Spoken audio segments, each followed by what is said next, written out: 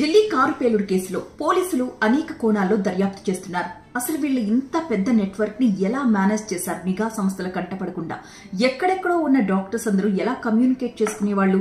వాళ్ల రహస్య కమ్యూనికేషన్ పద్ధతి ఏమై ఉంటుంది అన్న కోణంలో ఆరా తీస్తుంటే వీళ్ళకి ఒక క్లూ దొరికింది.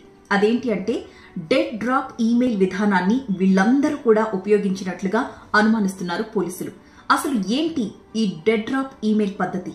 దీన్ని ఎక్కువగా అంతర్జాతీయ నిఘా సంస్థలు, ఇలాంటి ఉగ్రవాద కార్యకలాపాలు నిర్వహించేవాళ్లు, డ్రగ్స్ స్మగ్లింగ్ చేసేవాళ్లు, వీళ్ళందరూ కూడా ఈ డెడ్ డ్రాప్ ఈమెయిల్ పద్ధతిని వినియోగిస్తారట.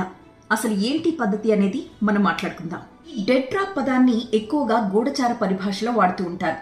ఉగ్రవాదులు లేదా అంతర్జాతీయ నిఘా సంస్థలు దీన్ని ఎక్కువగా యూజ్ చేస్తాయని చెప్పి గతంలో జరిగిన సంఘటనలు కూడా రుజువు చేశాయి.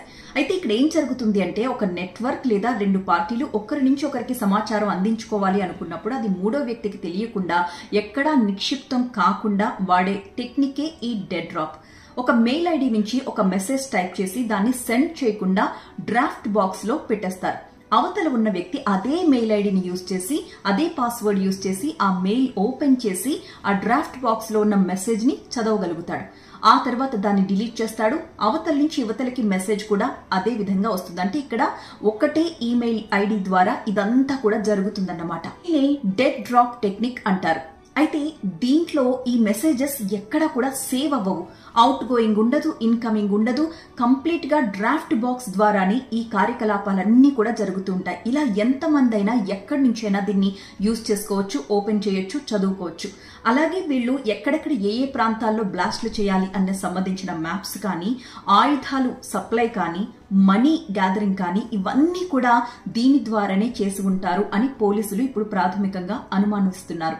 ఈ స్విస్ కమ్యూనికేషన్ యాప్ అయిన త్రీమా కంప్లీట్ గా ఎన్క్రిప్టెడ్ గా ఉంటుందన్నమాట. సమాచారాన్ని ఎవ్వరూ డీకోడ్ చేయలేరు. అలాగే ప్రైవేట్ సర్వర్స్ ద్వారా ఇదంతా పనిచేస్తుంది. అంటే ఈ యాప్ వాడాలనుకునే వాళ్ళెవరూ కూడా ఫోన్ నెంబర్ కానీ ఈమెయిల్ ఐడి కానీ ఇవ్వకుండానే ఈ యాప్ ని యూజ్ చేయొచ్చు. దీన్ని ఫోరెన్సిక్ నిపుణులు కూడా కనిపెట్టలేరు. ఎక్కడ ఈ సమాచారం నిక్షిప్తం కాదు. సో ఢిల్లీ పేలుడు కేసులో ప్రధాన నిందితులుగా భావిస్తున్న ఈ doctor Umar, doctor Shaheen, doctor Muzammil వీళ్ళందరూ కూడా ఈ డెడ్ డ్రాప్, ఇప్పుడు చెప్పిన ఈ యాప్స్ ని యూజ్ చేసి వాళ్ళ సమాచార మార్పిడి కానీ, వస్తు మార్పిడి కానీ, డబ్బులు కలెక్ట్ చేయడం కానీ ఇవన్నీ కూడా దీని ద్వారా చేశారని ఎన్ఐఏ బృందం అంచనా వేస్తోంది.